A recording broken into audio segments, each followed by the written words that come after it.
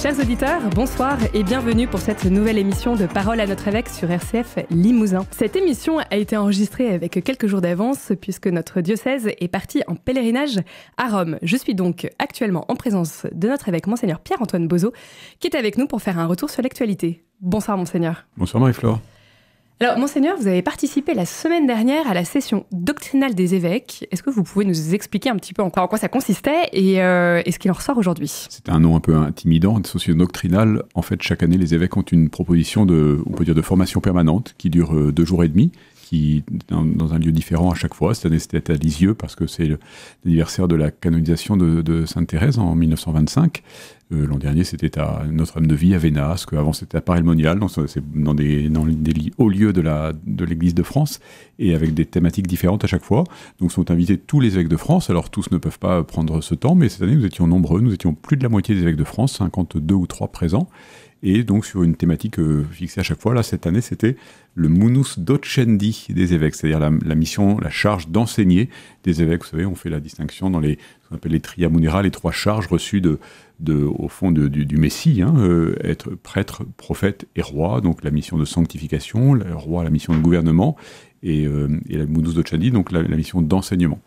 Et donc, nous avons eu beaucoup d'intervenants très passionnants sur ce thème de la mission d'enseignement d'évêques dans un contexte culturel très, très évolutif où on n'enseigne plus aujourd'hui comme on enseignait autrefois. Et puis l'enseignement, on a eu une rencontre très intéressante avec un secrétaire de nonciature qui montrait comment dans d'autres cultures africaines, asiatiques, extrême-orientales, l'évêque n'enseigne pas de la même manière. Voilà, donc des interventions étaient données par des dominicains, des religieux, une professeure de philosophie, doyenne de la faculté de philosophie de l'Institut catholique de Toulouse. Des interventions extrêmement variées, mais très très riches, et avec aussi beaucoup de rencontres et d'échanges entre nous, évêques. Vous voyez, le ministère d'enseignement de l'évêque, c'est à la fois l'homélie, ses lettres pastorales, l'enseignement qu'il donne dans des conférences, etc. Mais ça demande aussi vraiment une cohérence entre ce qu'il annonce et ce qu'il vit. Et puis, il n'est pas tout seul, il n'épuise pas l'enseignement de l'Église, l'évêque à lui seul. Donc, il y a aussi tous ceux qui participent à la fonction d'enseignement dans l'Église, les professeurs dans les universités catholiques, il y a les catéchistes, il y a les curés de paroisse et tous ceux qui participent à sa charge. Donc c'est toujours très stimulant de faire un point sur notre propre mission finalement. En tout cas, j'en suis ressorti très renouvelé dans mon désir d'être un fidèle enseignant des mystères du royaume. Alors, notre diocèse est parti en pèlerinage à Rome pour vivre un pèlerinage provincial à l'occasion du jubilé. Alors, ce n'est pas un simple pèlerinage. Comment est-ce que vous espérez qu'il touche les cœurs des personnes qui y participent ? Alors, c'est la grâce d'un pèlerinage. Donc, on se déplace, on va dans des hauts lieux de la vie de l'Église, un lieu saint à Rome, qui est le lieu le mystère d'unité de Pierre et de ses successeurs. J'espère que nous pourrons voir le successeur de Pierre, mais sa santé nous le permettra peut-être pas. En tout cas, nous prierons pour lui et avec lui à Rome. Et puis, c'est un pèlerinage jubilaire. Alors, en plus de la grâce de Rome, il y a la grâce du jubilé. Donc, c'est tous les 25 ans. C'est encore plus espacé que les 7 ans des ostensions septennales en Limousin. Et donc, tous les 25 ans, dans la tradition biblique, il y a cette idée de remise à zéro, vous voyez, des compteurs. On remet les dettes, on remet les péchés. Et donc, c'est l'idée nous ne sommes pas enfermés dans notre histoire pécheresse et que toujours on peut repartir pour la vie sainte que le Seigneur nous propose. Donc j'espère que c'est le fruit que nous retirerons de ce pèlerinage, qui est un pèlerinage diocésain, nous partons à plus d'une centaine de pèlerins du diocèse, mais également, vous l'avez dit, provincial, avec donc les 5 diocèses de la province de Poitiers. L'archevêque de Poitiers n'est pas encore installé, ne pourra pas être là, Monseigneur Beau, le nouvel archevêque, et puis il n'y a plus d'évêque à Tulle actuellement, et le siège est vacant, et donc et puis Monseigneur Colomb ne peut pas non plus participer, donc nous serons avec simplement l'évêque d'Angoulême, mais des représentants des 5 diocèses de la province, donc il y a aussi un enjeu de communion pour notre province qui est important. Alors vendredi dernier, vous avez présenté aux acteurs économiques des paroisses la nouvelle campagne de communication du denier. Alors c'est une campagne qui est essentielle pour permettre à l'Église de poursuivre sa mission. Aujourd'hui, la moyenne d'âge des donateurs est de 76 ans et un chiffre qui souligne du coup un défi de taille, celui du renouvellement des donateurs. Comment est-ce qu'on peut encourager les jeunes générations et les familles à s'engager financièrement pour soutenir l'Église ? Écoutez, il faut qu'ils aiment l'Église, qu'ils sentent qu'ils en sont partie prenante et que l'Église, qu'ils apprennent peu à peu que l'Église ne vit que des dons des fidèles. Alors, on sait bien que le gros des pratiquants dominicaux, des gens engagés dans l'Église, sont des gens relativement âgés, que les jeunes ne sont pas nombreux à la même échelle, dans la même proportion, et donc c'est normal que les jeunes soient moins donateurs, mais les jeunes qui découvrent, qui redécouvrent l'Église ou qui sont engagés en son sein, n'ont pas toujours la conscience des enjeux matériels, temporels, que l'Église ne vit pas que de l'air du temps et d'amour et d'eau fraîche. Et donc, ça, c'était une mission de sensibilisation auprès des jeunes. Vous voyez, c'est une question qui s'est posée. On a un renouveau du catéchuménat. Les catéchumènes sont des gens qui sont accompagnés pendant 1 an et demi, 2 ans par des équipes qui les prennent en charge, qui prennent soin d'eux, parce qu'on est très heureux d'accueillir des nouveaux frères et sœurs dans l'Église. Eh bien, c'est important de les sensibiliser aussi, évidemment, à l'amour du Christ, à l'amour des frères, voilà, mais au fait que l'Église vit du don des fidèles. Donc, je pense à cette catégorie-là, mais à tous les jeunes étudiants, les jeunes professionnels, les jeunes qui demandent le baptême, le mariage pour leurs enfants. Il faut que nous apprenions à n'avoir pas peur. C'est un sujet souvent un peu tabou, et puis on est déjà tellement content que les gens viennent frapper à la porte de l'Église. Vous savez, en plus, on va pas leur demander de l'argent. Eh bien si, on va leur demander de l'argent parce que, justement, pour que l'Église puisse continuer à les accueillir, il faut qu'elle ait les moyens de vivre.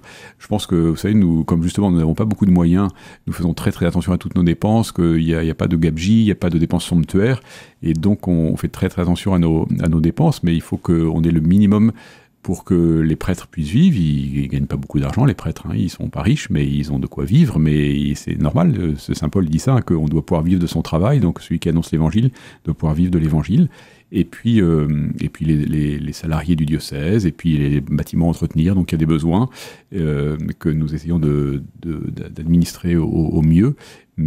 Et voilà, donc le but de cette campagne du denier, c'est de sensibiliser, et vous l'avez, peut-être que par les auditeurs de RCF, certains entendront cet appel, mais j'invite chacun à être généreux, et je remercie à cette occasion tous ceux parce que vous savez, nous avons une baisse du nombre de donateurs, mais pour l'instant, nous avons la grâce de n'avoir pas de baisse du denier, parce que les donateurs moins nombreux donnent davantage, donc il y a un don moyen qui augmente. Et c'est pas encore suffisant parce que nous sommes en déficit de fonctionnement, mais en tout cas je suis très très reconnaissant, plein de gratitude pour les gens très généreux qui fidèlement donnent au denier, à la quête, et puis à l'occasion de ce qu'on appelle les casuels, c'est-à-dire les événements de la vie de l'Église, les baptêmes, les mariages, les obsèques. Alors le 28 février, la maison diocésaine a accueilli une école de prière pour les enfants. Cette journée, qui est organisée par le service diocésain de la catéchèse et du catéchuménat, permet aux jeunes de découvrir la prière de manière un peu vivante et adaptée à leur âge. Quel est le rôle de la prière ?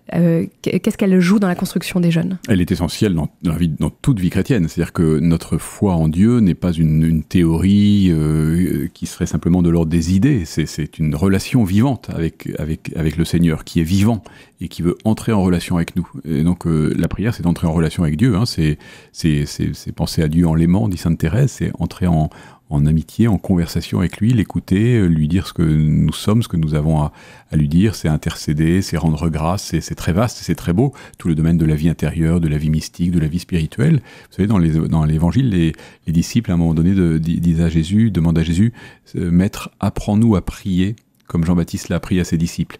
Eh bien, ça fait partie de la mission de l'Église d'apprendre à prier, d'enseigner l'art de la prière. Et donc c'est pas spontané. Alors il y a quelque chose de très spontané dans la prière, mais il y a aussi quelque chose d'une tradition, de moyens qui s'apprennent. Donc je suis très heureux cette année qu'en plus de la prière pour les enfants, de l'école de prière pour les enfants que vous venez de mentionner, nous avons lancé aussi une prière pour les adultes, une école de prière pour les adultes, pour que nous continuions cette mission d'enseignement. Donc il y a un enjeu vital pour la vie chrétienne, et j'invite tous ceux qui le souhaitent à apprendre à prier et à s'adresser au diocèse s'ils ont besoin, ou à leur paroisse pour être aidés pour cela. Pour conclure cette émission, je voudrais revenir sur un sujet d'actualité qui est l'intelligence artificielle. Elle fait partie aujourd'hui de notre quotidien. Elle écrit, elle traduit, elle crée. Et elle peut être également utilisée pour les prédications, la gestion des communications en paroisse, répondre à des questions de foi. Alors cela pose-t-il des questions éthiques ? Selon vous, quels sont les avantages et les risques d'une telle avancée et utilisation au sein de l'Église ? Alors je ne peux répondre que très brièvement, d'autant plus brièvement que moi je ne suis pas du tout familier. J'ai fait une fois la tentative d'utiliser ChatGPT, voilà, j'ai pas beaucoup d'appétence pour cela, mais je vois bien et je lis ce que représentent les progrès considérables et la révolution de l'intelligence artificielle. On entend le pape François est très sensible à cette question et met beaucoup en garde sur les risques éthiques liés à l'intelligence artificielle. Donc moi je pense qu'il faut là-dessus pas paniquer, voir que de fait c'est un progrès technologique absolument considérable, c'est une puissance de calcul d'une machine. Et donc le mot intelligence artificielle est certainement très erroné, ce n'est pas une intelligence, c'est un calculateur. Donc c'est un calculateur, donc ce sont des données qui sont stockées, qui sont en nombre suffisant pour que les algorithmes qui la composent et qui la font œuvrer, cette machine, c'est une machine, soit capable de nous donner des réponses ou des suggestions dans des domaines extrêmement variés. Vous voyez, j'ai découvert par exemple qu'on avait inventé un coach conversationnel virtuel pour les soins palliatifs. Donc, une personne en fin de vie est accompagnée par un coach conversationnel virtuel, régi par l'intelligence artificielle. Eh bien, à mon avis, il y a là quelque chose de l'ordre d'une dérive, c'est-à-dire que c'est une machine, et donc elle fonctionne avec une puce, elle n'a pas d'âme, contrairement à nous. Et donc, rien, jamais ne remplacera la relation humaine d'un homme de chair et d'os avec un autre homme ou une femme de chair et d'os, et qui a une sensibilité, des affects, une âme.